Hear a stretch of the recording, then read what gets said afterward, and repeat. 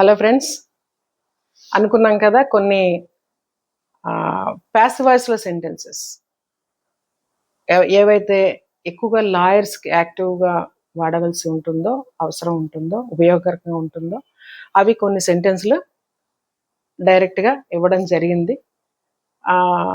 చెప్పాను కదా, passive voice అంటే ఎక్కువగా రిసీవర్ ఆఫ్ ది యాక్షన్ మెయిన్గా తీసుకొని సెంటెన్స్ ఉంటుంది. డూయర్కి పెద్దగా ఇంపార్టెన్స్ ఉండదు. ఇంపార్టెన్స్ ఉన్న చోట డూయర్ లాస్ట్ ప్లేస్లో ఉంటారు, ఆబ్జెక్ట్ ప్లేస్లోకి వెళ్ళిపోతారు.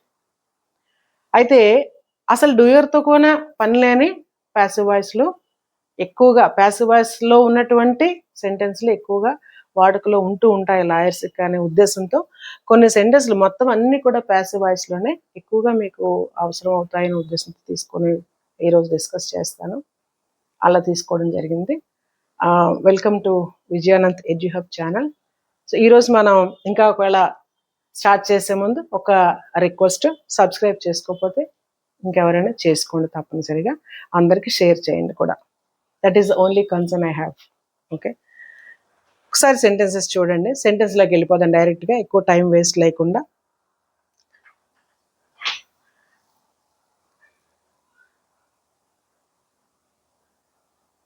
అంటే కొన్ని ప్యాసివ్ వాయిస్లో ఎలాగంటే ఇంపార్టెన్స్ ఆఫ్ ది డూయర్ ఉన్నవి ఉంటాయి, లేనివి ఉంటాయి. రెండు రకాలు కూడా ఇందులో పెట్టాను. ఓకేనా? The case was filed by the petitioner. Okay, ఎక్కువగా అంటే యాక్షన్ ప్రధానంగా, ఆబ్జెక్ట్ ప్రధానంగా వెళ్ళే సెంటెన్స్లు అన్నమాట. అన్ని ప్యాసివ్ వాయిస్లో ఉన్నవి నేను పెట్టాను ఇవి. ఓకే, పిటిషనర్, ఒక కేసు పిటిషనర్ చేత ఫైల్ చేయబడింది అంటే కేసు ఫైల్ చేయడం అనేది అక్కడ ఇంపార్టెంట్ అనమాట. అందుకని ప్యాసివ్ వాయిస్లో ఇవ్వడం జరిగింది. అలాగే the petition was submitted before the court. Petition court ముందు సమర్పించబడింది. The petition was submitted before the court. Petition submit చేయబడింది, was submitted before the court, court ఎదురుగుండా. ఎవరి చేత అక్కర్లేదు, అక్కడ సబ్మిట్ చేశారా లేదా అన్నది ఇంపార్టెంట్ తప్ప, ఓకే, పిటిషన్ ఎవరు చేశారన్న దానికి ఇంపార్టెన్స్ లేదు. కాబట్టి అక్కడ డూయర్ ఎవరు అనేది లేదు, సెంటెన్స్ ప్యాసివ్లో ఉంది. అలాగే the notice was issued. Notice issue చెయ్యబడింది. ఎవరికి? To the respondent. రెస్పాండెంట్కి, ఎవరైతే ప్రతివాది ఉంటారో వాళ్ళకి నోటీసు ఇష్యూ చెయ్యబడింది. వాళ్ళకి ఎవరు చేశారు లేదు అక్కడ. అది అనవసరం, it's not at all necessary. Issue notice వెళ్ళిందా లేదా అన్నది అక్కడ ఇంపార్టెన్స్ తప్ప ఎవరు ఇచ్చారు అన్నది అక్కర్లేదు. So that's the thing. Next, fourth one, the arguments were presented by the council. వాదనలు కౌన్సిల్ గారి చేత, సలహాదారు ఎవరైతే ఉన్నారో వాళ్ళ చేత ప్రెజెంట్ చేయబడ్డాయి. ఓకే, సో అక్కడ ఎవరు చేశారు అనేది కూడా ఉంది మనకి, డూయర్ కూడా ఇంపార్టెన్స్ ఉన్నది. Next, the evidence was examined carefully. The evidence was examined carefully. ఆధారము పరీక్షించబడింది. కేర్ఫుల్లీ, చాలా జాగ్రత్తగా దొరికిన ఆధారాన్ని పరీక్షించారు, పరీక్ష చేయబడింది. ఎవరి చేత? దట్స్ నాట్ నెససరీ, చేయబడింది, అదే ఇంపార్టెంట్ అక్కడ. ఎవిడెన్స్ ఎగ్జామిన్ చేశారా లేదా, చేయబడిందా లేదా, అంతే, అది అక్కడ ఇంపార్టెంట్. కాబట్టి the evidence was examined carefully. Next, the witness was cross examined by the defence. సాక్షి క్రాస్ ఎగ్జామిన్ చేయబడ్డారు. ఎవరి చేత? డిఫెన్స్ వాళ్ళతోటి. అక్కడ ఎవరు చేశారనేది ఇంపార్టెంటే కాబట్టి ఇచ్చారు. డిఫెన్స్ వారి చేత సాక్షి క్రాస్ ఎగ్జామిన్ చెయ్యబడ్డారు. ఇక్కడ మనకి డూయర్ ఉన్నారు, అక్కడ డిఫెన్స్ వారు చేశారు, ఇటు వాళ్ళు చేశారు. విట్నెస్ రెండు వైపులా ఉంటాయి, కానీ క్రాస్ ఎగ్జామిన్ ఎవరు చేశారు అన్నది ఇక్కడ ఇంపార్టెంట్ కాబట్టి ఇవ్వడం జరిగింది. Next, the statement was recorded by the magistrate. స్టేట్మెంట్ని ఇచ్చినటువంటి స్టేట్మెంట్ని was recorded by the statement. ఇది రికార్డ్ చేయబడింది ఎవరి చేత? By the magistrate. అక్కడ ఎవరు చేశారనేది అక్కడ అవసరం. మ్యాజిస్ట్రేట్ గారు చేశారా, పోలీసులు చేశారా, ఇంకెవరు చేశారనేది అక్కడ ఇంపార్టెంట్ గా చెప్పకపోతే తెలియదు కాబట్టి ఖచ్చితంగా డూయర్ అవసరం కాబట్టి the statement was recorded by the magistrate గారి చేత స్టేట్మెంట్ రికార్డ్ చేయబడింది. Next, the accused was arrested by the police. నిందితుడు పోలీసుల చేత అరెస్ట్ చేయబడ్డాడు. యాక్చువల్లీ ఇక్కడ పోలీస్ లేకపోయినా అది అర్థమైపోతుంది, but it is given. The accused was arrested by the police. Next, the charge sheet was filed in court. ఇక్కడ చూడండి, the charge sheet was file చేయబడింది ఎక్కడ? కోర్టులో.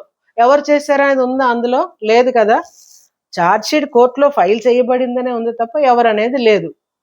సో అది అక్కడ ఇంపార్టెంట్ కాదు.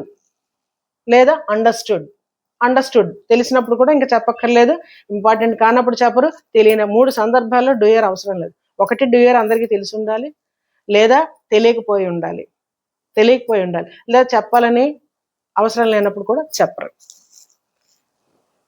Next, the order was passed by the judge. ఆదేశము judge గారి చేత ఇవ్వబడింది, జారీ చేయబడింది. Next, the bail was granted to the accused. Bail మంజూరు చేయబడింది. గ్రాంటెడ్ అంటే మంజూరు చేయబడింది. ఎవరికి? టు ద అక్యూజ్డ్, నిందితుడికి. కానీ నిందితుడి చేత కాదు. ఓకే, ఇక్కడ డూయర్ లేరు ఈ సెంటెన్స్ లో. ఎవరు చేశారనేది లేదు, ఎవరికి ఇవ్వబడింది అని మాత్రమే ఉంది. The bail was granted to the accused, నిందితుడికి బెయిల్ ఇవ్వబడింది. Next, the bail application was rejected. Next sentence లో బెయిల్ కోసం అప్లై చేసుకున్నారు, ఆ బెయిల్ అప్లికేషన్ వాజ్ రిజెక్టెడ్, తిరస్కరించబడింది. ఎవరు తిరస్కరించారు? It's not important. ఆటోమేటిక్ గా కోర్టు తిరస్కరించి ఉంటుంది అనేది అందరికీ తెలుసు కాబట్టి ఇక్కడ వేరే చెప్పక్కర్లేదు. అలా చెప్పక్కర్లేని చోట కూడా ప్యాసివ్ వాయిసే వాడతాం. Next, the complaint was lodged at the police station. Complaint was lodged, ఒక ఫిర్యాదు నమోదు చేయబడింది పోలీస్ స్టేషన్లో. ఎవరి చేత అంటే ఎవరైతే కంప్లైంట్ చేశారో వాళ్ళే, ఫిర్యాదుదారి ఎవరైతే వాళ్ళు చేస్తారు.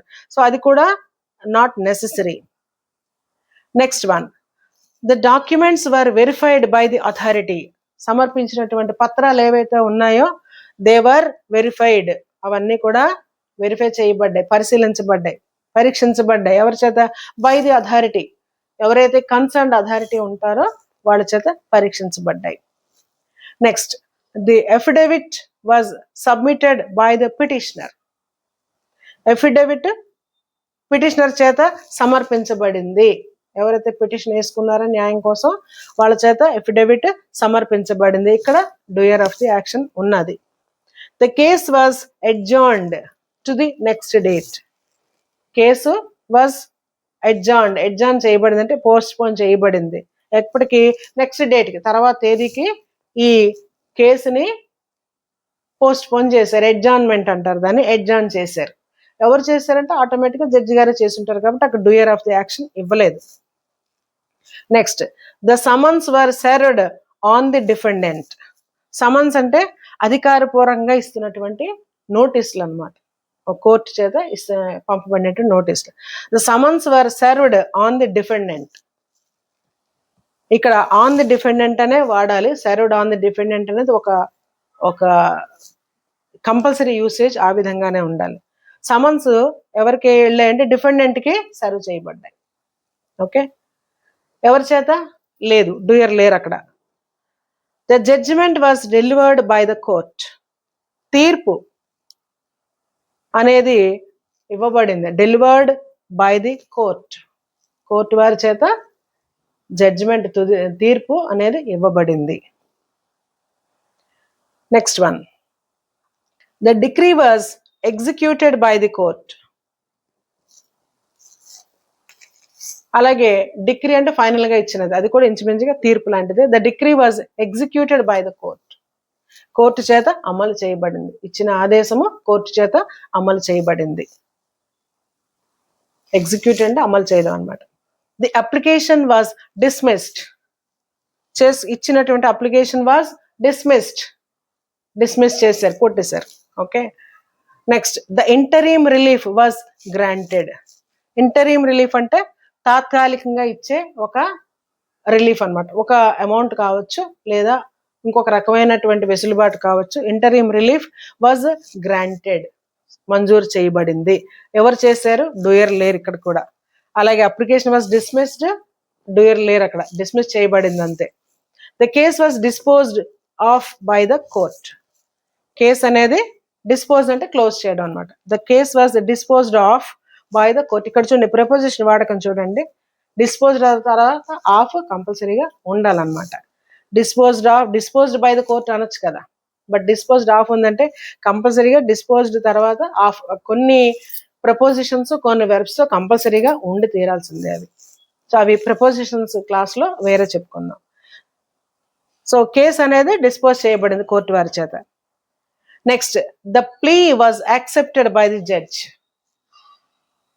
ప్లీ అంటే ఒక సవాలు, అంటే కింద కోర్టు నుంచి పై కోర్టుకి వెళ్ళే దీన్ని ఛాలెంజ్ చేస్తూ వెళ్ళడం అనమాట. The plea was accepted by the judge. ఈ ప్లీ అనేది ఏదైతే చేశారో అది జడ్జి గారి చేత అంగీకరించబడింది. The charges were framed against the accused. Charges అంటే ఆరోపణలు. ఆరోపణలు దే వర్ ఫ్రేమ్డ్, చేయబడ్డాయి. ఎవరికి వ్యతిరేకంగా అంటే నిందితుడికి వ్యతిరేకంగా ఆరోపణలు చేయబడ్డాయి. ఎవరు చేశారనేది ఇక్కడ ఇవ్వలే. ఎవరికి వ్యతిరేకంగా ఉన్న ఆరోపణలను ఇచ్చారు తప్ప ఎవరు చేశారనేది ఇక్కడ లేదు. ఇప్పుడు మనం 25 సెంటెన్సెస్ చూసాము. 25లో కూడా మోర్ దాన్ 50%లో డూయర్ ఎవరు అనేది లేదు. ఓన్లీ రిసీవర్ ఆఫ్ ది యాక్షన్కి ఇంపార్టెన్స్ ఉంది. మిగిలిన లెస్ దాన్ 50% సెంటెన్సెస్లో డూయర్ కూడా ఇంపార్టెన్స్ ఉండడం వల్ల చివరిలో బై అనే ఫామ్ వచ్చి తర్వాత next doer of the action కూడా ఇవ్వడం జరిగింది. ఏదైనా కోర్టు పరిధిలో వాడే సెంటెన్సెస్లో ఎక్కువగా రిసీవర్ ఆఫ్ ది యాక్షన్కే ఎక్కువ ఇంపార్టెన్స్ ఉంటుంది కాబట్టి మోస్ట్లీ ప్యాసివ్ వాయిస్లోని సెంటెన్సెస్ యూజ్లోకి వస్తాయి, యూజ్ చేయబడతాయి. కాబట్టి వీటిని మాత్రం ఇవ్వడం జరిగింది. సో డైరెక్ట్గా మీరు అనేక సందర్భాల్లో ఉన్నటువంటి సెంటెన్స్లన్నీ ఇవ్వడం జరిగింది. మరిన్ని సెంటెన్స్లు ఇంకా ఉన్నాయి. ఈ రోజుకి ఒక 25 సెంటెన్సెస్తో ఆపుతున్నాను. మరొక 25తో నెక్స్ట్ క్లాస్లో డిస్కస్ చేయడం జరుగుతుంది. యాజ్ ఇట్ ఈస్గా ఈ సెంటెన్సెస్ని మీరు మీకు అవసరమైన కాంటెక్స్ట్లో whichever is relevant you can use. And if you find it useful, you can give a comment in the feedback